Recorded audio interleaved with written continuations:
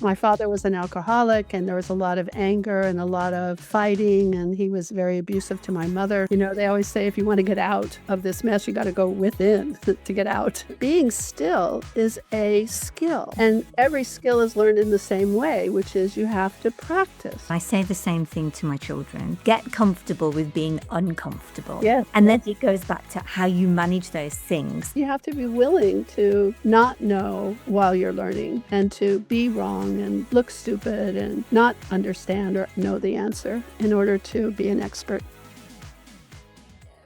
Welcome to the TrailblazeHers, the space where high-achieving women finally exhale and feel deeply understood. We are Brittany Anderson and Disha Solanki, two leaders who have built, scaled, exited, and supported multi-8 and 9-figure companies while carrying far more than most people ever see. Here we go where most conversations stop. The burnout, the pressure, the ambition, the identity shifts, the invisible load, and the moments you almost quit. This is where the real story begins. Trailblazers. My guest today has spent more than 5 decades at the forefront of human potential and the transformation movement. She's an internationally recognized leadership and communication expert and an executive trainer and coach, and the CEO of Marcia Martin Productions. Throughout her career, she has worked with executives, entrepreneurs, and leaders from around the world, helping them access their personal power to communicate and lead more effectively. What I find so interesting about Marcia's story is that alongside all of the people she has helped and the impact she has had, there has also been a very real personal journey happening for herself inside of this world of transformation and leadership. Her best-selling book, Sex, Power, and Transformation, does a deep dive into power, truth, and what really happens when you spend your life helping other people change. Hello, Marcia, and welcome to the podcast. So before we get to the book, Marcia, and I have said your name right, haven't I? Yes, absolutely. Okay, brilliant. I want to know more about you because I read everywhere about you're an amazing teacher, you're an amazing speaker, you're a brilliant leader, Oh. and I would love to know, who are you as a person apart from all of those things? About me as a person, I've always been my whole life a leader. I was voted most popular in high school, and I was in all the school plays as the lead actress. I was always the special one, and my teachers, they always loved me the best. And so because at home it was really horrific. My father was an alcoholic, and there was a lot of anger and a lot of fighting, and he was very abusive to my mother. So school, and that was really my survival and getting away.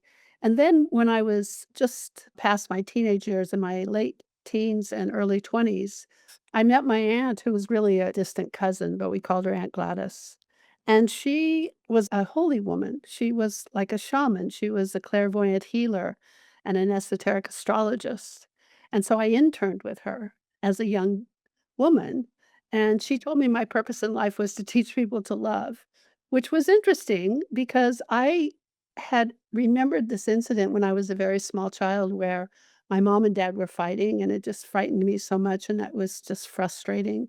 And I remember thinking, I need to teach people how to love. So here I'd had this thought my life as a child, and here's my aunt telling me that's my purpose. And she said I was a light worker, whatever that meant.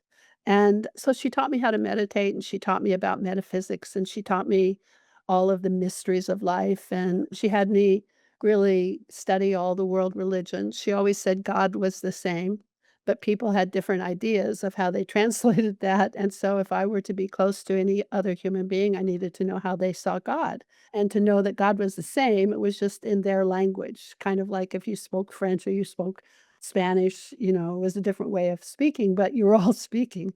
So that's kind of the core of who I am. And so my work comes from that. I've always been attracted to helping people find themselves, find their power, find their ability to be great, and see the possibility. And I love animals. I have 3 cats. I've had many, many animals my whole life, and now I have cats. I had cats and dogs for a while, but I'm kind of an animal whisperer. All my cats do what I tell them to do. They come when they are supposed to. They sit when I tell them. They know their names. It's very interesting. So that's a little about me. How old were you when I guess you were under the guidance of your aunt? Because it sounds like she's a very wise woman, Mm. and her spirituality, when imparted on someone impressionable at a young age, has a lifelong kind of impression like, on you, not something that happens as you get older, which is usually what happens, is what I would think. Yeah, from the time I was 19. Oh, so you were young. Young, and also I was living in San Francisco at the time, so I was a hippie. We were called flower children. It was the early '70s, the late '60s, Mhm. and it was all about love and peace and connection, and that was the beginning of the human potential movement. So from my aunt and the teachings that I learned from her, then I started going to different seminars to learn about expanding my human potential, and I met Werner Erhard, who at that time was a teacher of a course, the first time he'd ever taught it, of called Mind Dynamics, and that was in February of 1971. And I took this training, and I realized that this training was really what my aunt had been teaching me. And I thought this was amazing, and so I wanted to be part of it so that I could help bring what I had learned from my aunt, which I thought was what the training was about, Yeah. to the masses. And I started working with him a month later, and that turned into an organization called EST, which eventually turned into Landmark.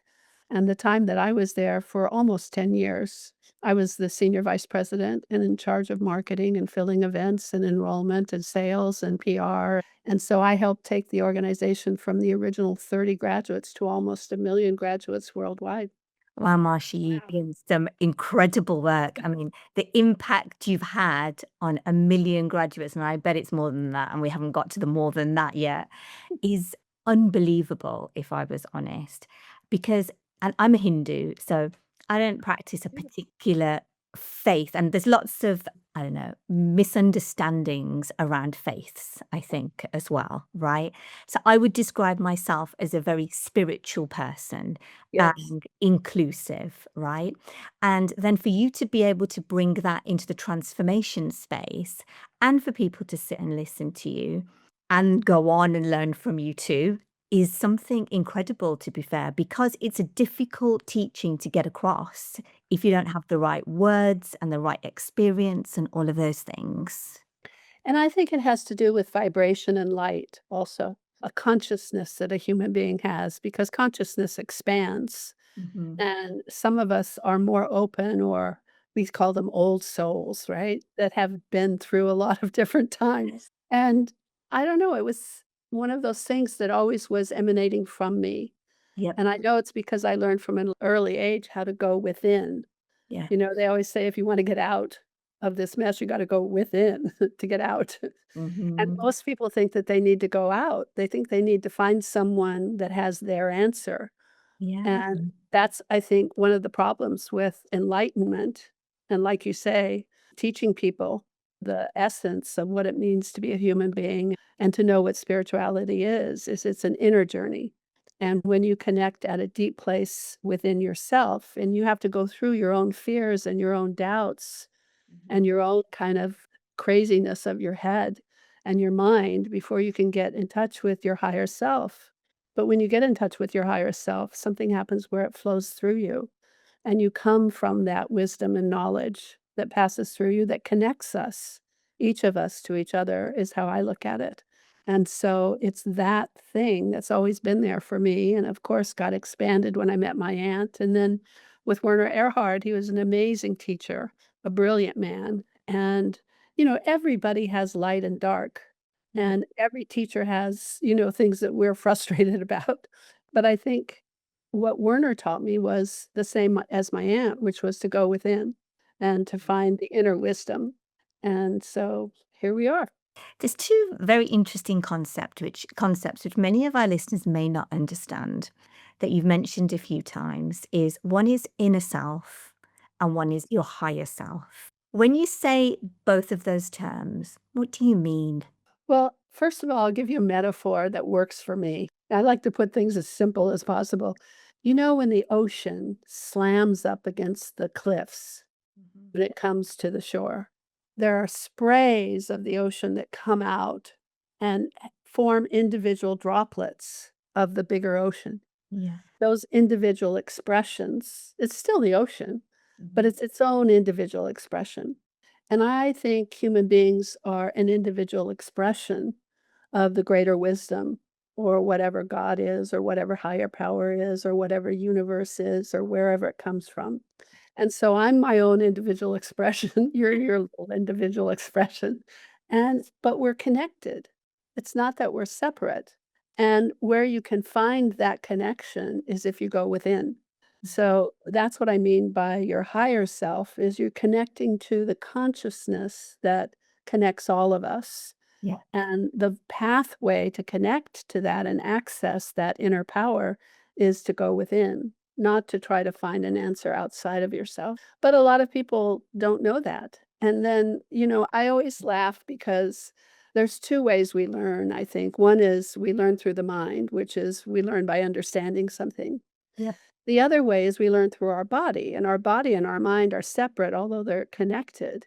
And so one influences the other. If I have a thought, all of a sudden my body follows. If my thought is, oh, I didn't do that well, my body kind of sags, right? Yep. But if I have a thought, oh, I'm fantastic. All of a sudden, I feel and my body follows. So it's not that they're the same, but they're connected and they learn differently.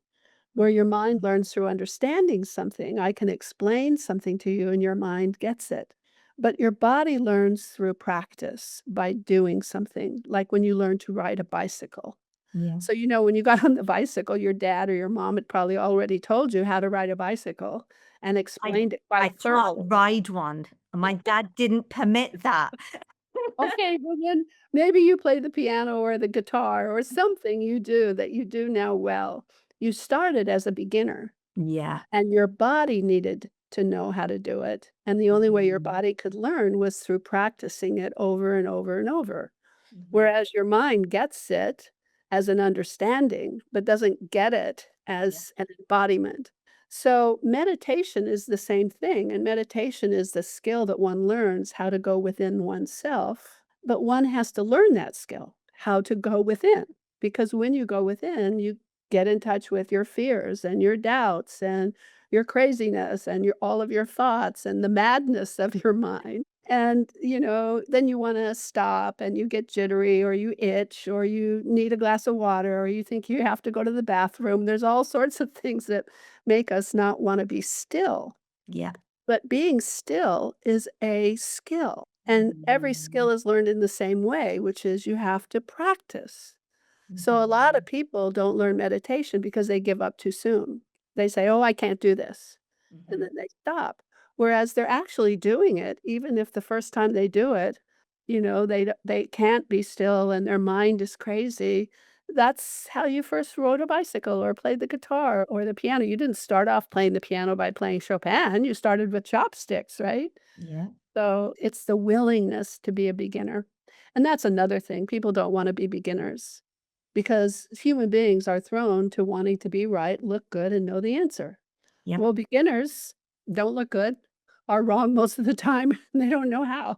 So it's everything we don't want to be. It's very uncomfortable being a beginner. We would rather pretend that we've got it all together.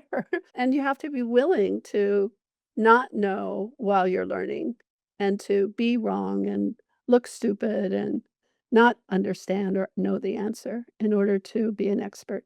You said something very interesting there about meditation.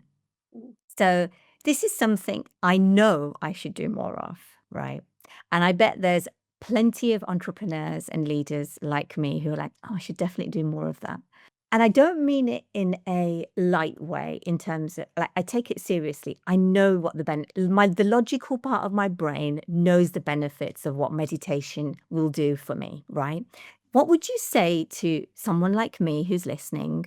Where should I start on all of this? Because and I say all of this, and it's not that difficult because I always say, and my husband said this to me too not long ago, break everything down into micro steps and just begin. That's But very good. there's something inside of me where I can't take my own advice and I can't just begin.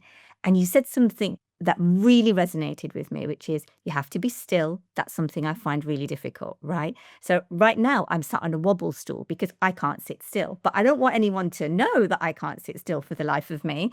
So you can't see me sitting on anything, right? And it's that thought. It's not even the silence because I like quiet. I'm quite a quiet person. I like peace. It's the thought of having to sit with my thought, my own thoughts, and then I'm firefighting as the thoughts come in because I'm usually chief problem solver to all of the above. And so that I'm interested to know, what would you say to anyone who needs to just begin? Okay, very good. But first, I want to just point out what you said, which was, I can't sit still. So that's not really accurate. You can, Okay. you just haven't taught yourself yet. So you're able, Yep. but you're not an expert. But when you say, I can't, you position yourself as being not able. And language is very important because language brings things into existence. Hmm. So you bring a reality into existence and you go towards the end Hmm. of that particular thing that you spoke. So you're living in today what you spoke last year. So a better way to position yourself is to say, I'm not able to be still yet, rather than I can't be still. You see? Because then that opens up a journey of getting there rather than a journey of not getting there. Just saying. I Okay. totally agree. I'm all for reframing. I like Yeah. reframing all day, every day. So, little steps. So, first of all, I think that you really do meditate because you've learned to manage your mind. You couldn't be in the work that you're doing Mhm. if you weren't effective at managing your mind. So, let me give you another example of the ocean. I was, sailing in the Hawaiian Islands between the Hawaii, Honolulu, and Kauai Okay. the time that we sailed. There were 30-foot seas in a big storm. Oh, wow. That's Yeah, scary. very scary. Yeah. And you've seen the ocean like that. It's tumultuous, it's Mhm. stormy. It's like you could throw a piano overboard and not see the ripples that it made because of the great tumultion of the ocean. Yeah. But there are other times I remember sitting at the yacht club in Hawaii, Honolulu, on a night on the deck of the sailboat when the sea was so still and the moonlight was like glass. Mm. You could take a pea or a tiny seed and throw it into that ocean, and you would see every ripple that it made. And your mind is like that. When it's full of tumultuous thoughts, when it's raging, when it's full of fear or doubt, when it's got all of these things going on, Mhm. can't hold a thought or a dream. And that's the beginning of being able to manifest everything is that you can envision something and focus on it, be still with it, Mhm. and create it from a dream into a reality. So that's a skill set that we all need. So you have been good, whether you called it meditation or not, at noticing and being aware of that you're not your mind. You have a mind. You're not your emotions. You have emotions. You're not your body. You have a body. And Mhm. so looking at it from that point of view, if you have a thought that you don't think is a productive thought, you have the ability to say, stop. I'm not going to go down that particular path. I'm going to create a different thought. Yeah. And so actually you're affecting what we call meditation because you're managing your mind. But if I were to say, so I just want you to know, it's not that you can't be still, and it's not that you don't know how to meditate, and it's not that you aren't meditating. It's just that you're doing it in a form that works just as well as if you sat down and started being still. However, there's a couple of things people can do in the beginning, and the breath has a lot to do with it. So a simple exercise is you take 2 minutes, 2 minutes, maybe 3 or 4 times a week, or even 2 or 3 times a week for 2 or 3 months. Just two Okay. minutes, 2 or 3 times a week for 2 or 3 months, where you close your eyes and you focus on your breath. And you just notice your breath coming in and you notice your breath going out. And you notice your breath coming in and you notice your breath going out. And that's all for those 2 minutes is being aware. And Mhm. what you'll notice is you sometimes think of a thought Yeah. instead of being focused on your breath. So when you think of a thought, you just say to yourself, thinking, to remind yourself, refocus on your breath. And the more you do that, the more that you will find that you can keep your focus on your breath without getting distracted by a thought.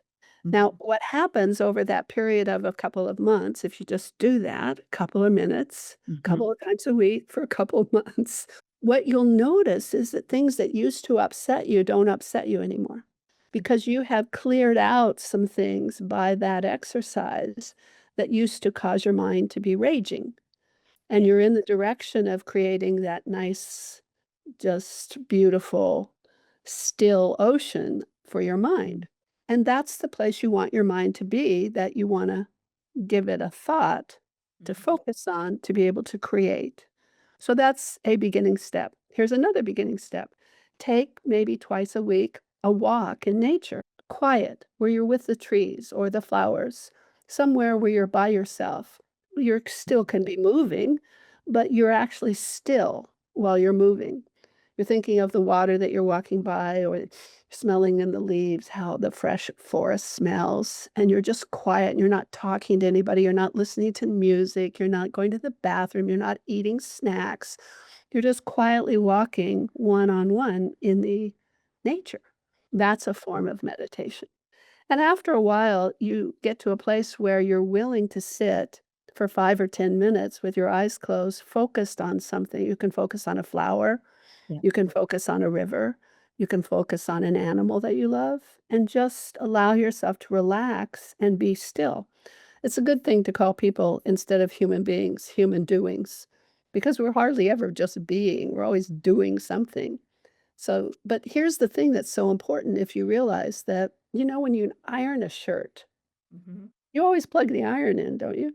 Oh, of Of course, it's not gonna work otherwise. So if you think of it like that, that's where the flow comes from to make the iron work, to do Mhm. its thing. Where your flow comes from as a human being is from the stillness of being in touch with that piece of yourself, that higher wisdom.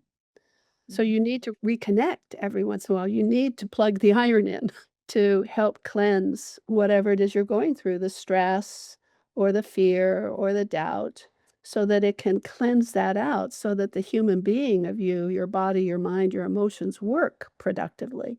So if you think of it as, if you can't plug yourself in, if you can't like sit for a couple of minutes a few times a week, we're in trouble because you're gonna get all packed up with all of that mess rather than having a way to cleanse it out. I love how you said human doing instead of human being, because I do believe as entrepreneurs, we're very guilty of always doing something as well. So I go for walks. I love a walk in nature, Marcia, right? I love it. But I do have my headphones in and I do listen to a book or I'm listening to a podcast, listening to something where it goes back to where you said, what's your higher self? And my version of my higher self is always learning and continuously learning something new. And how could I be a better version of me? Right. And maybe the better version from what I'm hearing you say is just be where you are right now. Well, and also what you're doing works because you have insights and you have awareness and it expands how you understand yourself. So it's not that it doesn't work when Hmm. you're listening to programs or music or whatever you're listening to. But when you're listening, you distract yourself from the things that you don't notice are there that are getting in your way of being still. So if you took a walk and you didn't have your headphones and you Yep. didn't play a book or listen to an audio, what would happen is you would start to be aware of the thought in your mind. Hmm. And as you were aware of the thought in your mind, then you could say, well, wait a minute, I'm thinking of my thought rather than experiencing the tree around me and the bird and the water. Yep. And you could refocus to the point where you begin to take some of those thoughts and let them go. Hmm. So you wouldn't have that process if you were distracted listening to something else. You would get something else from listening to that audio Yep. that is also valuable for sure. But Hmm. if you want to really learn how to be still, you do have to start by being still. And then you see all of the obstacles between you and being able to succeed at that. And the more you practice, the better you get at being able to actually be still. Right. So the moral of the inner self is 2 minutes in silence, 2 to 3 times a week for 2 to 3 months. You've made that really easy to remember. Thank you. Yeah, absolutely. What does it mean to be a higher self? So that's the other part of this. So I described what it meant to me, but actually, it may be my misinterpretation or I didn't understand it as I should have.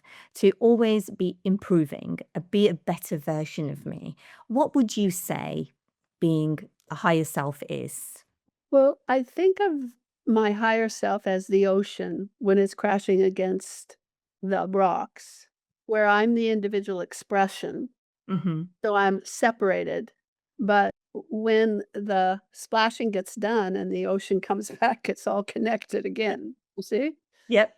So when you're connected to whatever that is, Hmm. that higher divinity of who we are, the unknown wisdom, the knowledge, the thing that allows us all to express ourselves individually, Hmm. then it flows from that through us into the world. So Okay. we have a different perspective of how we create. If we look outside of ourselves, then what happens is we're trying to find something in the world that makes us work. So we're looking at the circumstances to Hmm. be able to decide what to be committed to. Whereas if you come from that higher wisdom, you already have the commitment, whatever it is. And so you Hmm. cause the circumstances in the world. I love that. Thank you so much for sharing that with us, Marcia, because we have not had a guest who has gone that deep into to ways of thinking and reflecting. Well, thank you. You've spent so much of your life helping other people transform. And in fact, 5 decades, is that correct? Yeah. What part of your journey stretched you the most as a human being? And I use Mhm. human being again because you used doing before. Yeah. Well, I think I really learned so much from my training with my aunt. That Mhm. was a foundation, and then my training with Werner Erhard when we were creating and building EST, which is now known as Landmark.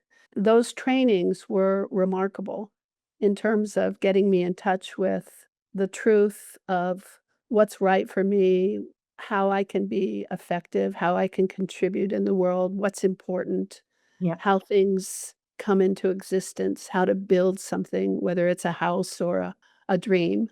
Mhm. But more than that, I think also the experience of being inside the organization, and I think this happens I've been involved in lots of the different programs that have been part of the human potential movement or the self-help industry. So I worked with John Hanley, who created LifeSpring and helped him expand LifeSpring.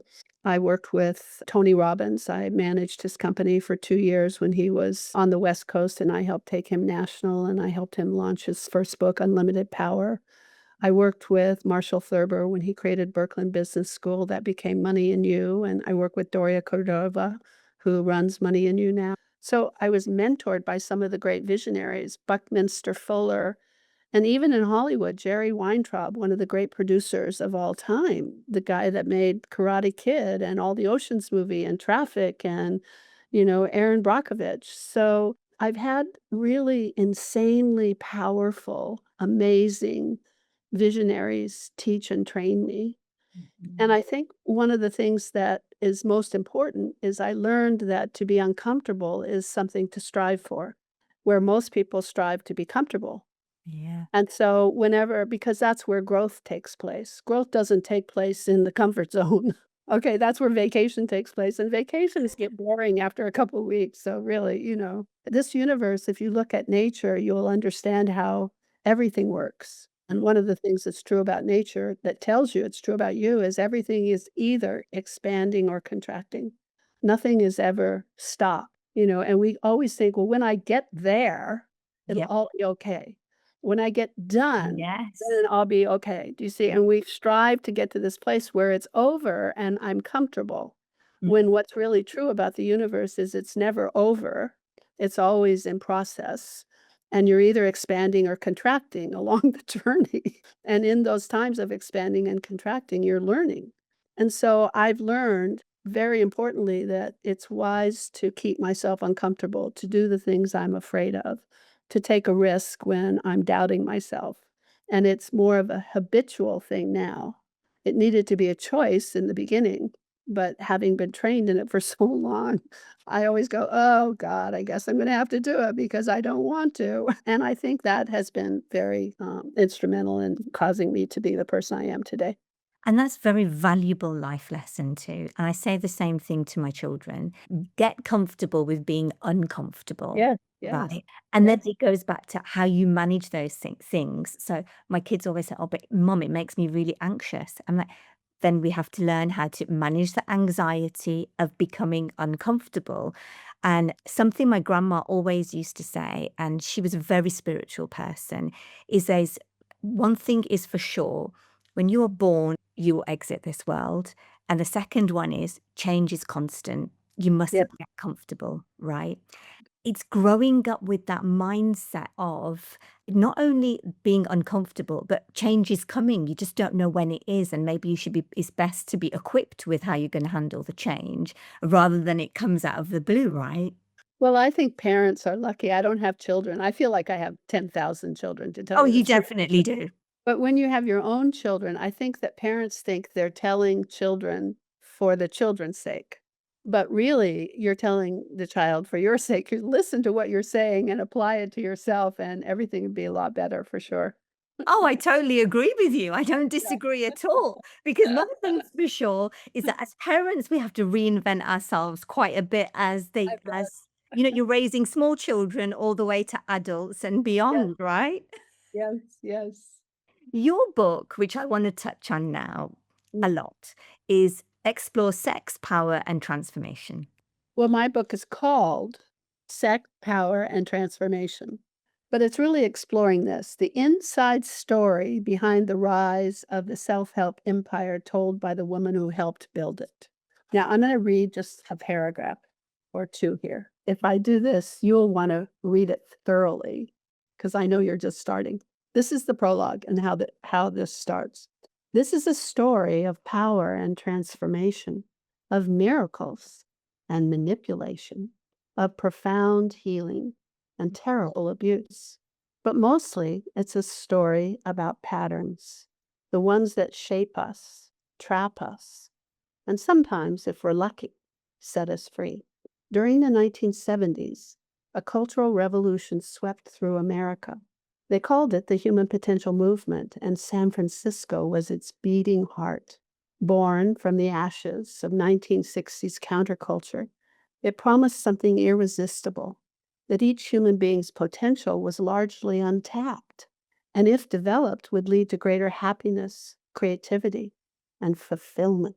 That promise has since evolved into what we now call personal growth, self help, and self improvement, a $48 billion global industry.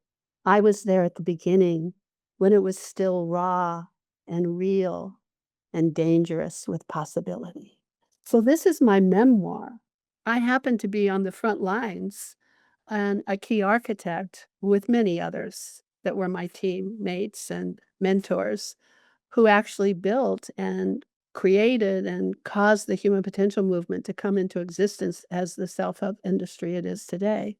Mhm, But it's also a story because it's my memoir. It's a story of a young girl becoming a woman in a mhm, man's world and the challenges of that and mhm. how to reclaim one's voice when you think the man knows everything or you should do what the man says because you've been taught that as a little girl and to find your own self and your own power. It's also a story of everyone finding their voice when they've let themselves disappear, Yeah. when they've got so much blind devotion on a charismatic guru or a charismatic leader that they Mhm. give up their own voice and their answer to someone else. And how does one handle that? So, this is a story of sex, power, and transformation. And I invite everybody to go to Amazon and get the book and read it because it's really a page turner. It's a thriller. Of course it is. You grew up in a man's world and you were one of very few women, and you have gone on to successfully help many male leaders in this space, That's and true. yourself impacted millions of people. How did you overcome those challenges? Because there are many women listening who still exist in that world. And I do believe that post COVID, many of us have revert our rights and where we go in the world have kind of reversed somewhat. What advice would you give to those women who are navigating the situation that you found yourself in the 70s? I would say keep going Okay. and trust that whatever's happening to you is a gift. Mhm. That it should happen because something that is within you has called it forward to yourself, that experience, Yeah. because there's something that needs to be healed or learned or practiced so that you can handle it better. And instead of thinking it as something bad that's happening to you, if it's something that you don't like, whether it's a challenge or a betrayal or a loss or a pain, to think of it that it's necessary for you to be the whole person that you were meant to be, and to not, like, get caught up in it so much that you Mhm. forget who you are, but to be willing to accept it and allow it and go with it and flow through it to the other side. Don't resist it. If you resist something, it's gonna persist. Resistance creates persistence. Allowing it and leaning in and being willing to face it and go with it in the flow. You know, if you're on a surfboard and it's a big wave, you don't sit and say, "What should I do here? I'm not sure. I couldn't," or you don't complain or bitch or call your neighbor and say, "I don't know how to do this." You hold on to that surfboard like it your life depends on it because it does, and you will automatically do what you need to do to get to shore. Mhm. So go with it and get through it. And know always, always light always wins in the darkness. I love that, and that is something I believe in through and through. And you talk a lot, and we've spoke a lot today about transformation, Mhm. and transformation is something inspiring. Now, I know that you've been through transformations. I have too, as probably have many of our listeners. But sometimes there's a cost to becoming someone new or evolving into a better, higher version of yourself. What has that looked like for yourself? You know, it's so funny because I remember in the early days of being involved with EST and Werner, people would ask me because I would say the purpose of the training is to transform Mhm. and yourselves so that you can live a better life, etcetera. And then people would put their hands up and they say, "What does transformation mean?" Because it wasn't a buzzword then. Nobody knew and nobody had heard the word transform or transformation. Right. And so people said, "What is transformation? I don't understand what you're talking about." So I asked Werner what transformation was because I didn't know either. And he said, "Oh, it's kind of like when a butterfly, you know, a caterpillar turns into a butterfly." And at that time, I just took Mhm. that and I thought, okay, it made sense to me. And so I would say in front of 1,000 people, "Oh, it's when a caterpillar turns into a butterfly." Now, here's the thing that I've learned since then. That is not an easy or a safe journey. That is very dangerous. It doesn't just change. It's not like a caterpillar's eyes become a butterfly's eyes. Okay, or caterpillar's feet become a butterfly's feet. It's not that. It's that the caterpillar has to dissolve back into its original soup. Yep. So it actually dissolves itself Mhm. back to a primal kind of state and then reconstitutes itself into a new species. Yeah. So when you're letting go of something that is an old self, an Mhm. old pattern, an old habit, an old belief, Mhm. it's hard. You Yeah. have to really, you know, face it and wonder why and confused by it and affected by it. But once you let it go, then it's kind of like it comes to that place where you can start from the beginning and create something new, a new way of being, a new belief, a new way of having a habit. And Mhm. that's what transformation is to me. Mhm. It's dangerous, but it's worthwhile. Because think about this, the caterpillar actually contributes nothing to life, just so you know. All Okay. a caterpillar does is eat. We don't have caterpillar coats and we don't have caterpillar muffins. No. You know, it doesn't really have a purpose. There's nothing it does that's a contribution, okay? But a butterfly is necessary for the actual survival of humanity. Without the butterfly and the honeybee, we'd be in really bad shape. So it contributes everything. It contributes life. So that's the power of transformation.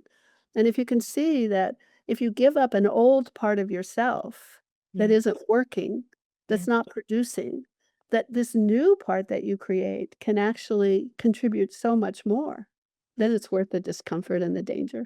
Is there something about the transformation industry, because you've spent so long in it, any myths that you think should be debunked? I think that there's a lot of myths. And one of the myths for me is that the humanity and the planet need saving Okay. or that people need fixing. Yeah.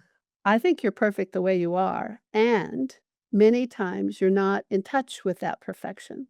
Mhm. And that there are some people who have gifts or a commitment, like I have a commitment and I happen to have a gift that people feel safe with me. So I can be with them in such a way that they're willing to look at their fears and their doubts. But Yeah. once we get through the fears and the doubts and they discover and access who they really are, they discover that who they were pretending to be is Mhm. actually who they are. You know, you have this face that we put up in front of everybody as our pretense, right? I'm Yeah. pretending to be okay. I'm pretending that I've got it all together. And all of us don't know what we're doing and how it works, really. We're just, trying something out and see if it works.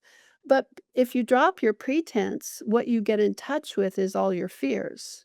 Mhm. So there's that second phase of who we're afraid that we are. And when we're experiencing that phase of who we're afraid that we are, it is scary.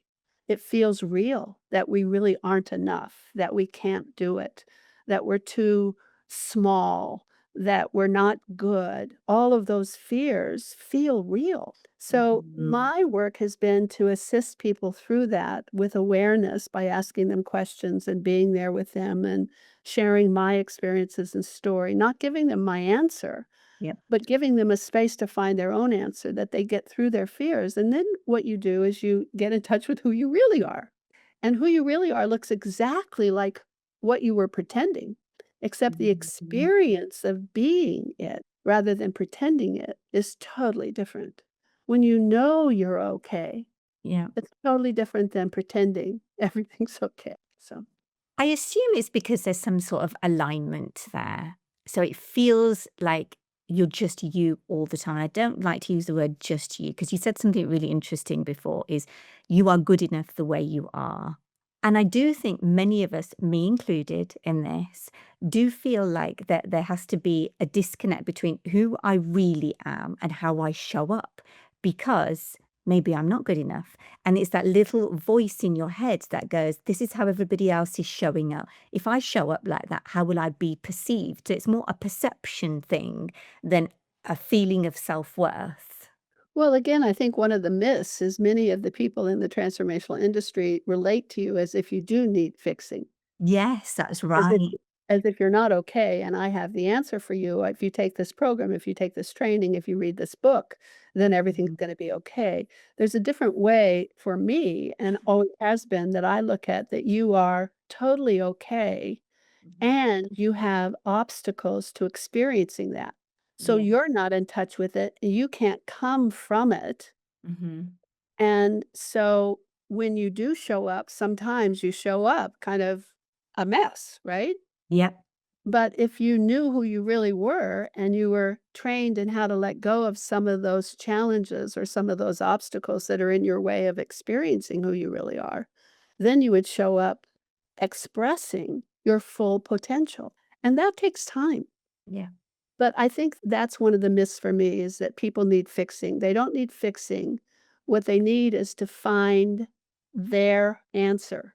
And most teachers want to give you their answer instead of you finding yours. Hmm. So that's one thing. The other thing is that we need to save the planet. But it's fine.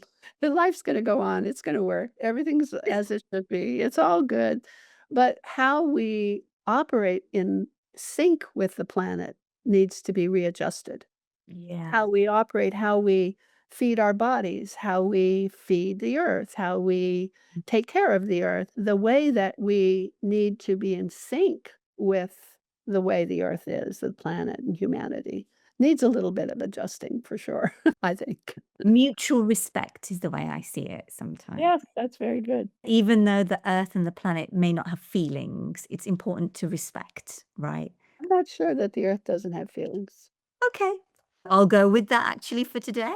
I Ma- think that when you really get to the place where you are so in touch with the essence, Mhm. whether it's a rock or a tree or another human being or a waterfall, Yeah. you will feel a feeling of love. I think at the center of everything is love. And we could have all do with more love and kindness in the world, Yes, especially right now. for sure. Marcia, before we finish, I'd love to give you the space to share what are you most excited about right now? What are you working on next? And where can people go who are inspired by this conversation to learn more about you and connect with you? Because you are a truly very inspiring human and you're very good at creating a safe space.